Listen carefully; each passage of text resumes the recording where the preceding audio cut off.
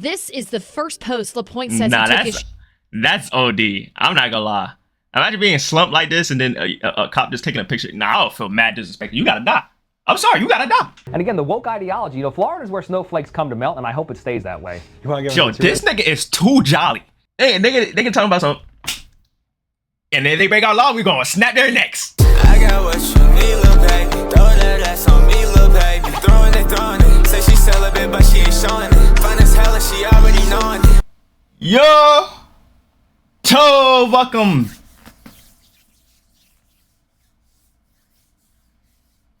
Back to another video, man. Today, we got some Tommy G, a day with Florida's wildest sheriff. You feel me? I don't know. Hey, I know. Isn't it for Florida, or is it Chicago that be having like the crazy? No, it's Georgia. Georgia be having the craziest like car chases and stuff like that. I don't know if Florida got the same thing or not. I only been to Florida like twice. You feel me?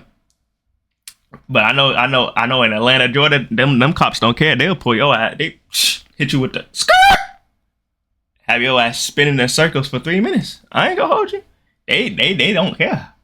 You feel me? So I'm just gonna I want to see what a day with Florida's wildest sheriff is gonna look like. Obviously, this is a Tommy G video. You know we love our Tommy G's. You feel? Whoa.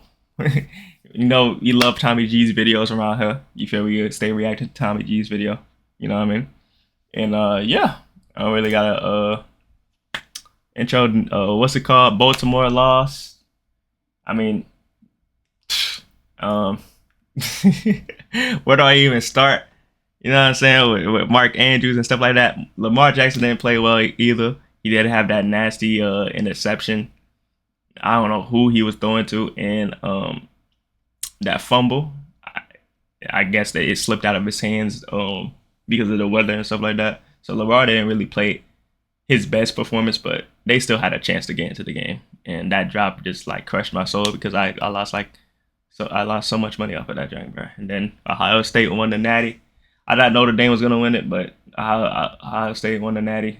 You know what I'm saying? So, and yeah, that's the stuff I've really been keeping up on and stuff like that. And yeah, without further ado, make sure you like, subscribe. The original video gonna be linked down below.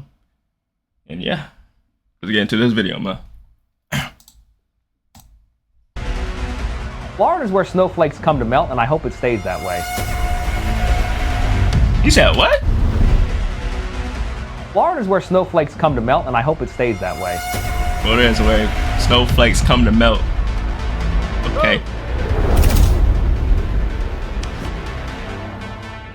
On Facebook, TikTok, or other social media, the St. Lucie County Sheriff's Office has made a routine of putting arrests and suspects front and center. But the videos are becoming heavily scrutinized, now by Mackenzie LaPointe, a U.S. attorney for the Southern District of Florida. When we have those that are going to come into our community and try to victimize them, we're going to chase them to the end of the earth. Who's the best at pit maneuvers in this room?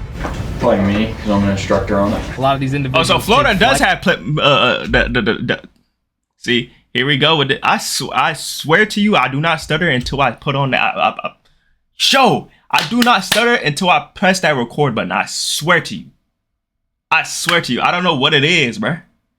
I don't know if y'all niggas making me nervous and shit or something. I don't know, bro. But so Florida got pit maneuvers too. All right. Okay, I understand that. So they be crazy. They be crazy. They be. Right.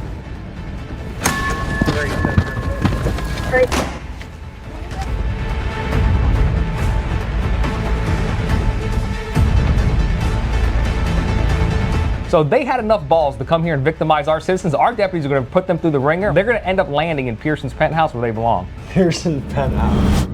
You could tell this nigga love his job, bro. You can see the big old smile on his face and shit. Look at him. End up landing in Pearson's. Look, he happy to have this shit documented.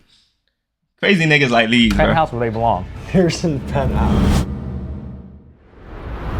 Florida sheriffs have a notorious reputation for their no-nonsense, tough-on-crime approach, and perhaps no man better exemplifies this than St. Lucie County Sheriff Keith Pearson. To some, he's a legend, a man where in the age where you wonder if the police body cam footage will be released to the public, he takes an unorthodox approach, broadcasting live, using social media to amplify his mission and encourage transparency. And he's not just some scrub on desk duty, he has spent years in the field, going on raids, doing high-speed chases in the Hellcat, and rocking the shiesty mask before it became popular. But to others, his antics are too much, over the top, and he's been criticized for being controversial. This man is unethical.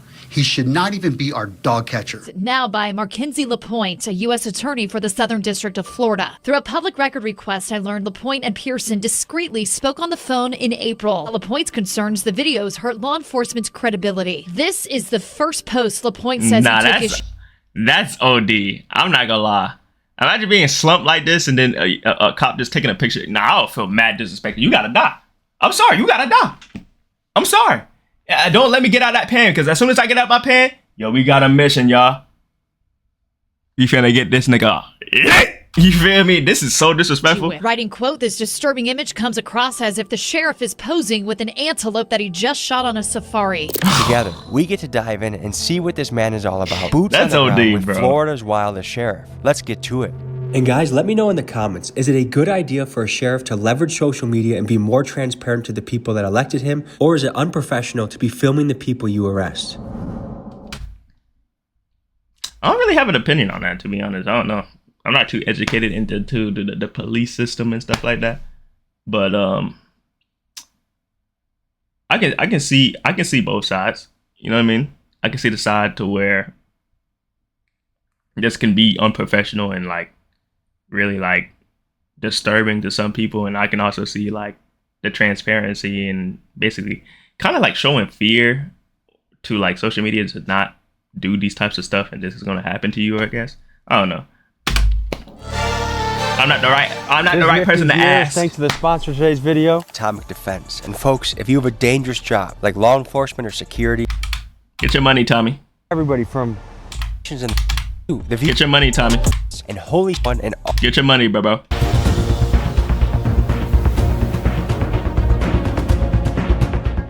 Hey there, I have a meeting with Sheriff Pearson, just trying to get through the fence.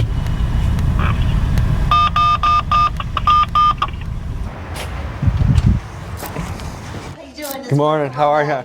Hey there, Tom. Marianne. Nice to meet you. Nice to meet you too. Top of the morning to you. Good to meet you, man. Oh, absolutely. How are you? you? You're all set up.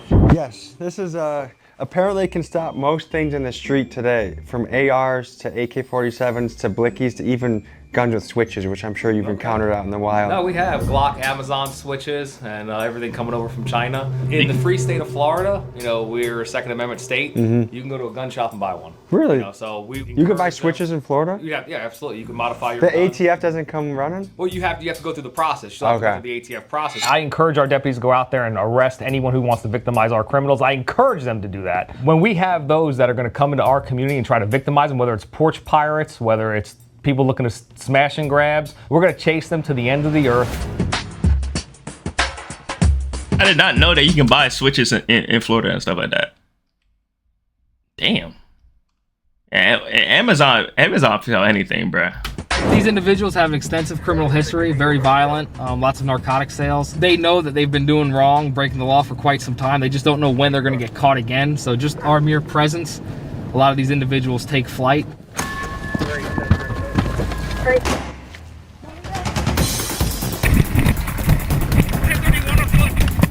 All units 10 in pursuit.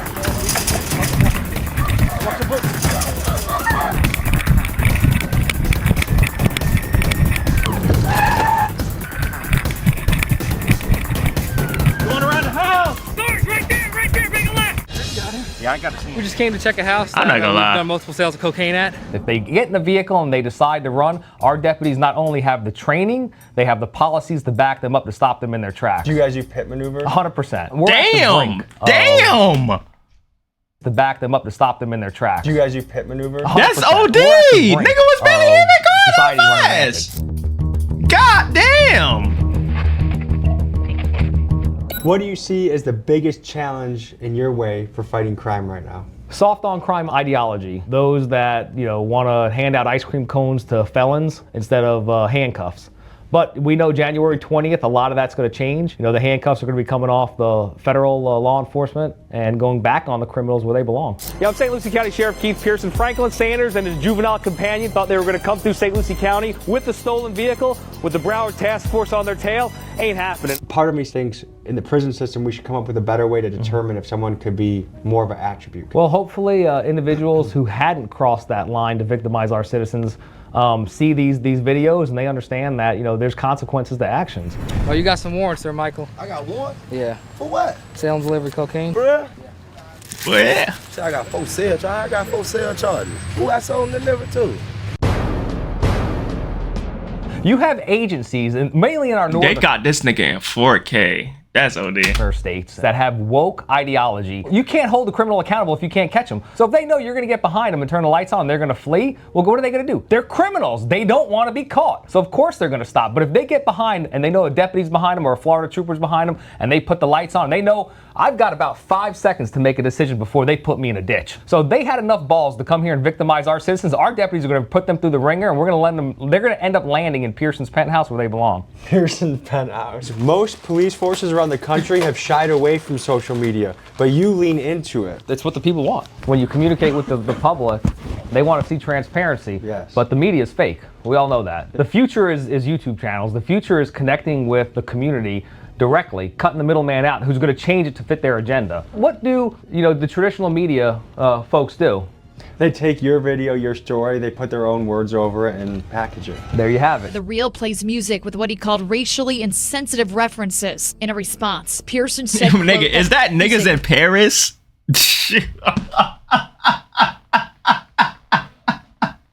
Nigga put niggas in Paris as a sound on TikTok while catching a criminal. That's that. Okay. I see it now, huh?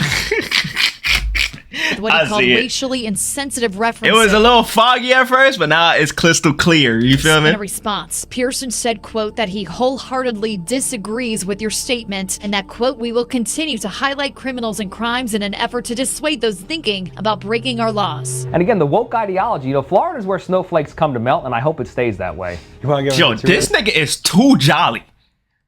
Yo, like, this nigga is too damn jolly, bro. Hey, they can talk about something. And if they break our law, we're gonna snap their necks.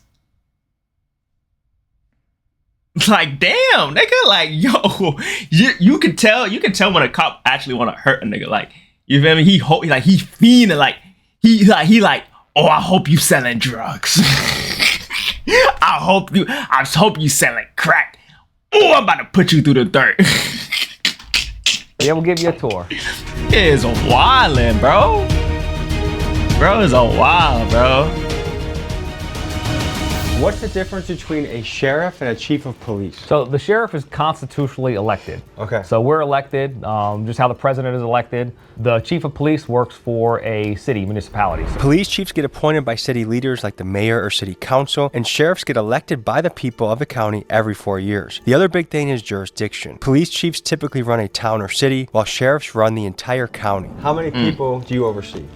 So right now we're at about 750. We have deputies in every single school in St. Lucie County to ensure our kids stay safe. So we have 18 years of these kids seeing our deputies every single day in a positive light. They're not only there to make sure that, our kids engage with law enforcement, they're there to protect our kids. Major Steve Sigmund, he's in charge of law enforcement. And when you ask how does it feel to be the CEO of a $100 million company with, you're close to 800 employees, you can't do it without, great leaders like Major Sigmund. What builds that budget? How do you get the money for that budget? Citizens, we go through a budgetary hearing every year. The county commissioners approve the budget. The sheriff's office is largely taxpayer funded? It's 100% taxpayer funded. No civil forfeiture? No civil forfeiture. Okay. So this is our real-time crime center. So we have our analysts here that throughout the day monitor radio channels. If our deputies respond to a bank call, a stolen vehicle, we have the display up here to where we can see what's happening. The ladies inside this room right here is literally the heartbeat of the agency. You know, they're funneling out information when our deputies are responding to a bank robbery, when our deputies are responding to a missing child, and they're sorting through all the background stuff because we want our deputies focused on driving, getting there as fast as they can. So this is a portion of our traffic unit. This is Sergeant Evans. He's in charge of the traffic unit. Who's the best at pit maneuvers in this room? Probably me, because I'm an instructor on it. Some of you actually see really rough things. They see, I'm not gonna, you know, kid neglect. They see abuse. They see shootings. They see dead people. I mean, they see a lot of really rough things. Either make contact or entry at the residence that the two suspected homicide suspects are hiding in. Moments later, a man fitting the description of the suspect exits the home. Damn, why the nigga whispering in my damn ear? Made me feel uncomfortable as shit. God damn, this is what I feel like the type of voice that be when women going across the street in the middle of the night and it's a weird nigga is stalking them. This is the type of voice I feel like they will have. Like, damn, no warning, no nothing, my nigga. Hey, little baby, let me whisper here. Something you might like that. Like, damn, nigga, back the fuck up. Nigga, breath stink as hell. Like, yo. Hiding in. Moments later, a man like, fitting the damn, description of bruh. the suspect exits the home. White shirt coming out, appears to be a It's the shooting suspect. How do you guys work through that? We'll have our peer support group reach out to them, and it's an app that we put on their work phone so that they hit the button, whether it's alcoholism, whether it's financial issues, whether it's seeing something terrible, decompressing. We have that availability to them. If they want to step up and they think that they need the help, we have those resources for them and their families. What is your take on civil forfeiture? Oh, I use it all the time. Civil what? So this Mustang here was seized. This Mustang was seized from a chop shop. Mainly it's vehicles. We'll have a drug dealer in a vehicle use a vehicle, while they're committing drug deals. Or we'll have these street takeovers. We had a motorcycle, BMW S1000 was seized from an individual who makes videos on TikTok, taunting the police, doing street takeovers, driving 100 or 191 miles an hour, just in and out. You know what the crazy? How many views did he get? How many views did he have? From an individual. No cap, I probably seen one of this nigga's videos. Probably like a year or two ago. Like, individual who genuine. Makes videos on TikTok, taunting the police, doing street takeovers, driving 100 or 191 miles an hour, just in and out of traffic, just causing chaos, running from the police. I think his quote was, he's happy that law enforcement agency is putting it into use that has the balls to drive it, or something along those lines. We were just talking earlier about property theft. That almost seems like legalized property theft, but under the badge doing it. Well, if the forfeiture comes into when things are used as an instrumentality of a crime. But doesn't that sound like a little bit of a reach? No, not at all. I don't think so. A lot of the stories that people hear about is person driving down the road, they had a whole bunch of money on them, they stopped and they said, I think this is drug money. Yes. And they would say, those days are gone. Okay. Do you agree that? Oh yeah, that was ridiculous. Are you having any trouble recruiting? No, we've got lines around we're not the highest paid agency either, but I think being able to connect with the community, being able for the younger generation, the newer generation to see that we want them to be cops. As long as our deputies use their judgment and do it for the right reasons, I got their back 100%. But if they mess up and they do the wrong thing, I'm also going to slam them just as hard. Yeah. And folks, just a reminder, if you want You to can respect that. I respect that. RIP Mainstream Media t-shirts, TomandJimMcGee.com.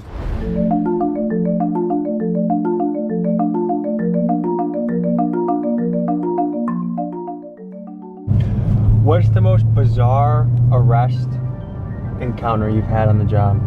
People being in a car naked, getting pulled over. I was in narcotics and vice for the longest time. There was, bro, quick story time. I'm gonna make it quick. But there was a cop. He was chilling. It was a cop from in our school. I think it was our middle school. He was cool as hell. You feel me?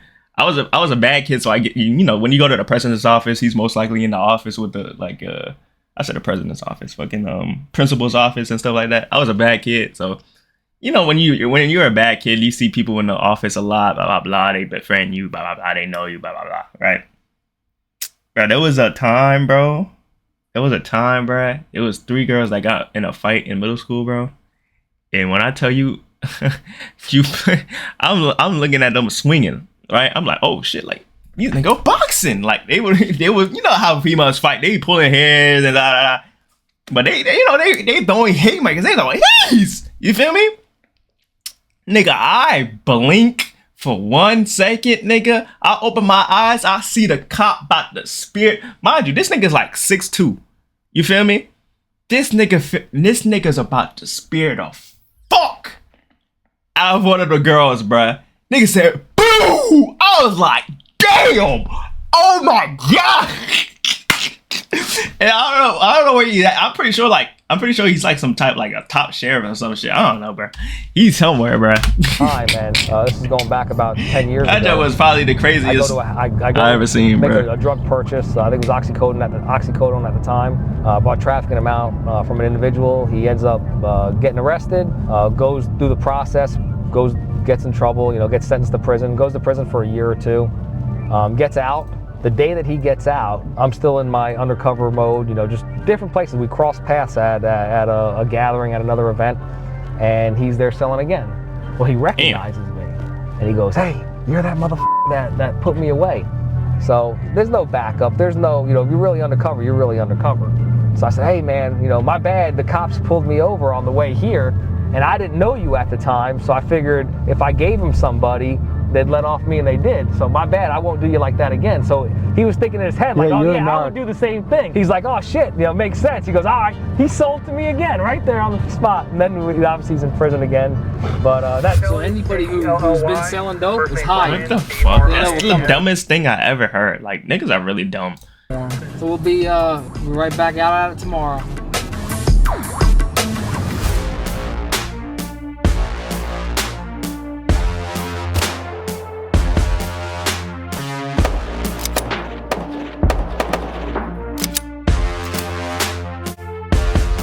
How are you?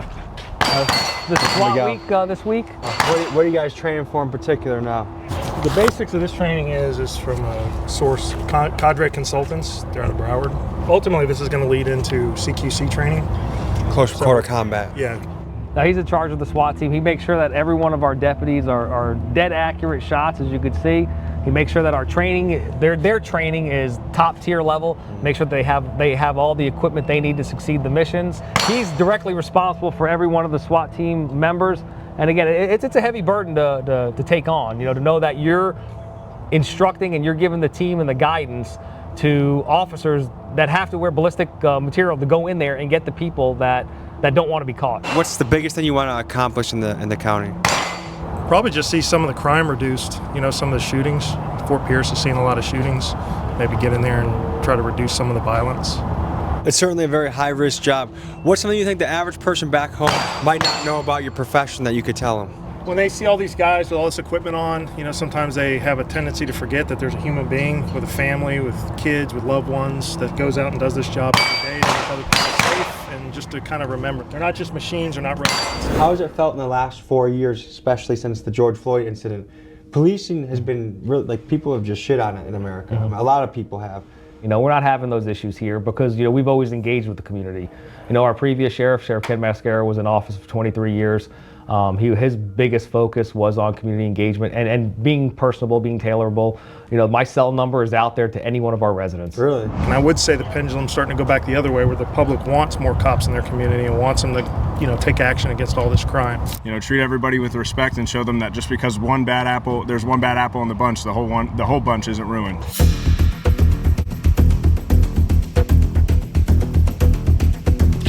Damn,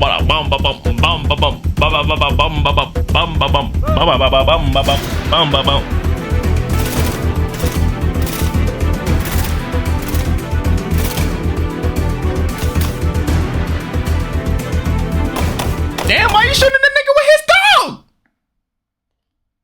Damn! Y'all couldn't find another picture, my nigga? Y'all got no. This is OD. This is OD. Nigga got a picture of a dude and his dog. You couldn't find another picture, my nigga? You couldn't get one of these? You feel me? You gotta get a nigga with a dog, with his dog, bruh. God damn. Damn, you gonna shoot the dog too? How often when you guys are doing a raid, let's say you're raiding someone for fentanyl, how often does a shootout actually occur?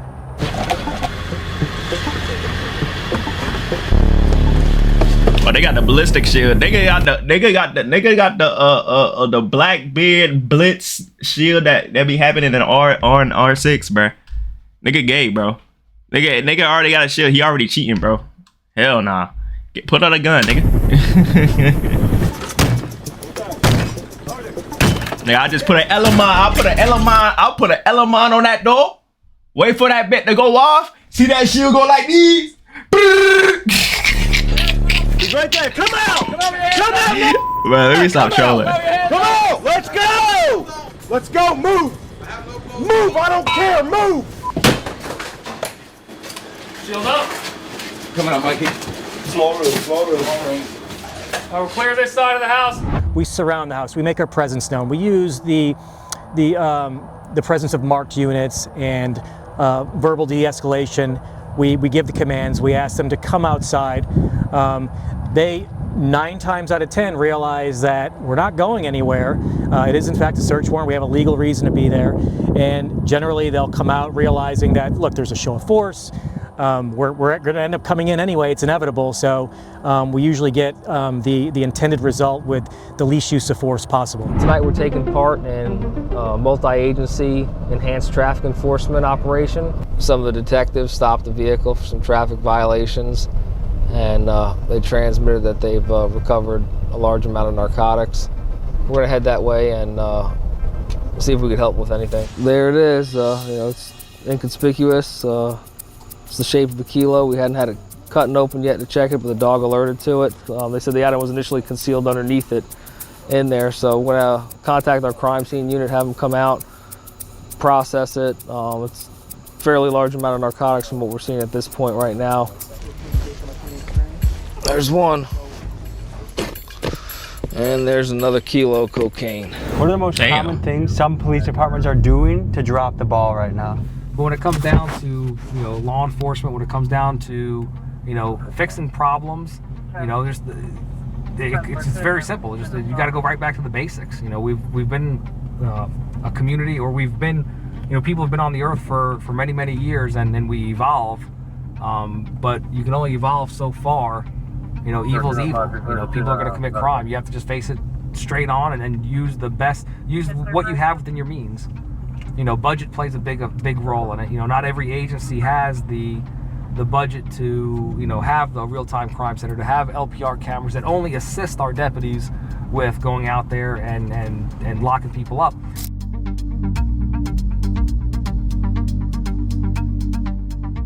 We're here at the Sheriff Aviation Unit. This madman's gonna take us up in the sky when there's an impending storm. I'm not exactly thrilled about it, but you bought the ticket, you take the ride. So on a risk scale, going up. He's nervous. I can't determine that until we actually see what's coming. Until we fly, right?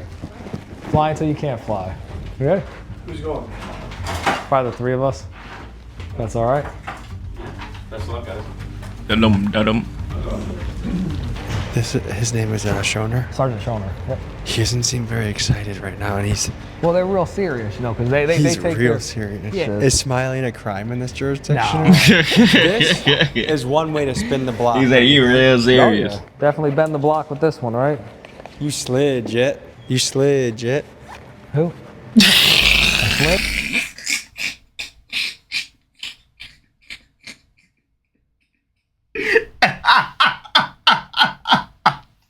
Yo, this nigga a troll, bro. You slid, Jet. If we do spot a child predator as we're flying, are we allowed to just shoot out of the window and try and get him? No, can't do that. Is that where we deploy the dogs and the tactical team?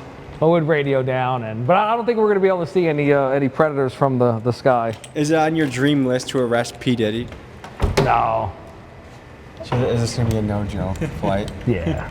Well, because you got to remember, we're going to be flying, in the air. There are a lot of instruments. This is probably one of our most. Look how clean the floor is. Very, very dangerous and serious flight. Helicopters are a very important tool in crime fighting and public safety. For safety, a bird in the sky can help locate someone in the ocean that has had a boating accident, and for crime, it can help with things like smugglers using boats and high-speed car chases. Any car thief with enough experience will tell you that a helicopter adds another dimension of difficulty to getting away from the authorities.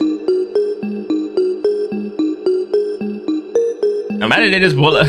Imagine they just pull out a bazooka like the what's that dude that is known for having a bazooka, bruh? Bando, or something like that. He just got a bazooka and he just blow that junk up. Nigga, you know. Show. I ain't even gonna say it because my spot probably looking at me like these. Like, you feel me? Like, let me not even encourage that, bro.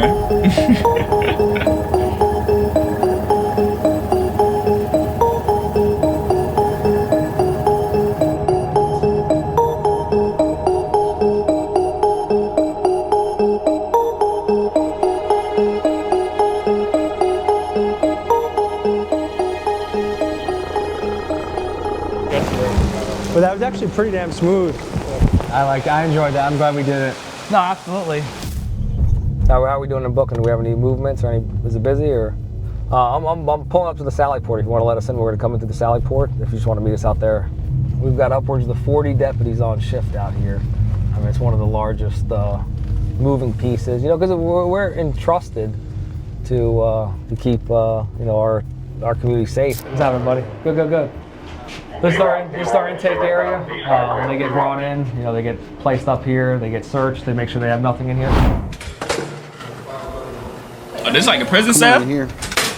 This is where we do what we call the pat down area, or to make sure no one has any weapons or drugs or anything like that before entering the secure area of the facility. All their property is taken from them at this point. Your misdemeanor and light felons in male will get blue uniform. You can see the orange over on the other side if they are a violent inmate or they have a violent past. They have a database that we get a thumbprint from them, and it kind of puts a light, not an AFIS, but not a 100% fingerprint match, but it's our own little database because our deputies do have fingerprint readers on the street. So in the event that a deputy encounters somebody and they don't have ID or they don't want to be cooperative, we're able to use a small device to get a fingerprint.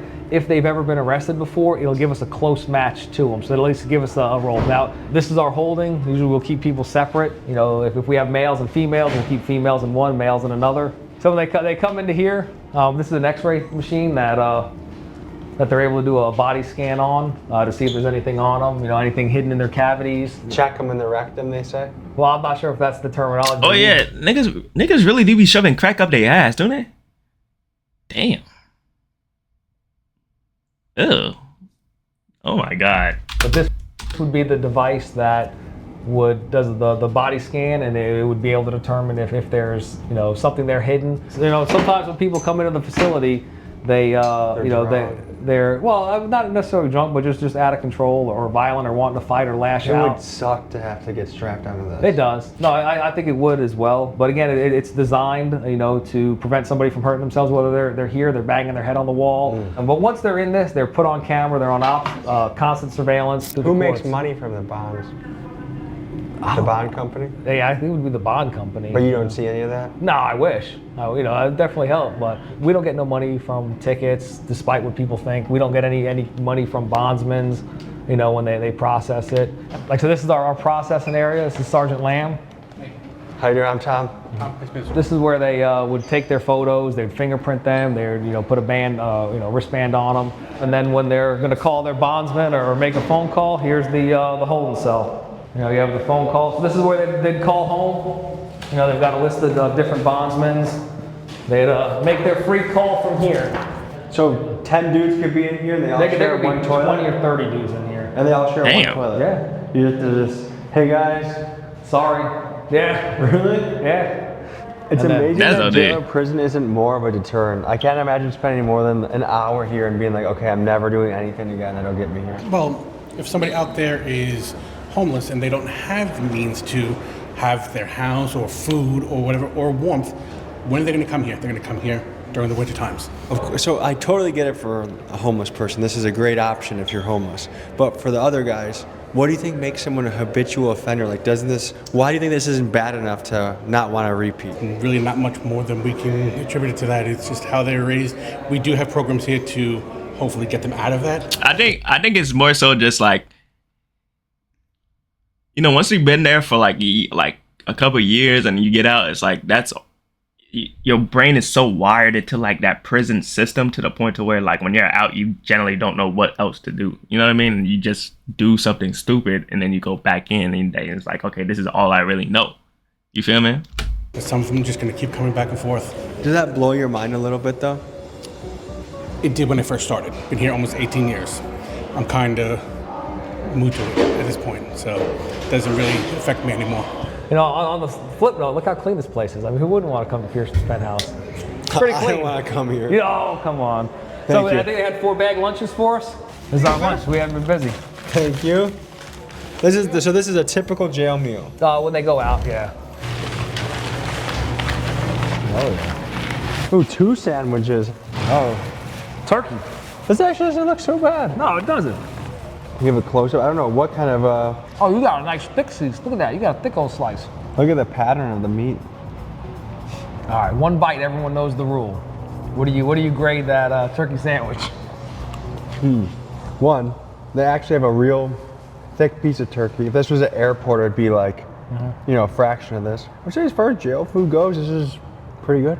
Good. I'm glad that our culinary department is up to par. Nigga, jail food is jail food, man. Oh, how does it taste? Tell us. Bread and turkey.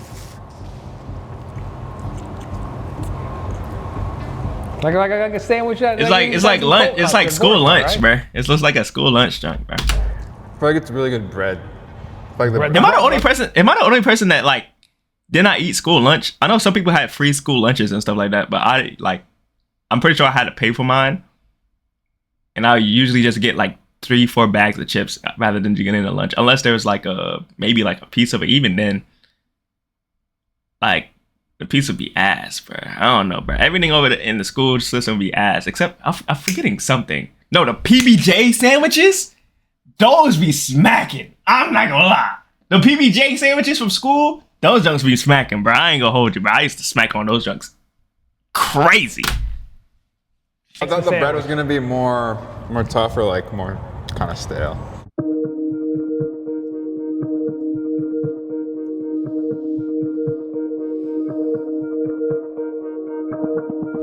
While it's important for Keith to be tough on crime, he is also passionate about building opportunities for the community.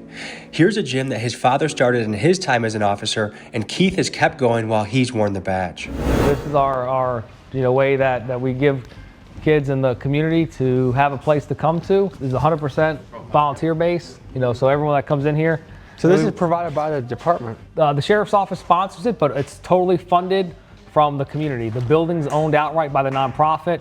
It's a police athletic league, and we were talking a little bit earlier about giving kids options and opportunity. This is a vessel to do that. So 1994, we saw that a lot of kids in our community didn't have the parents, didn't have the mentorship, didn't have the guidance.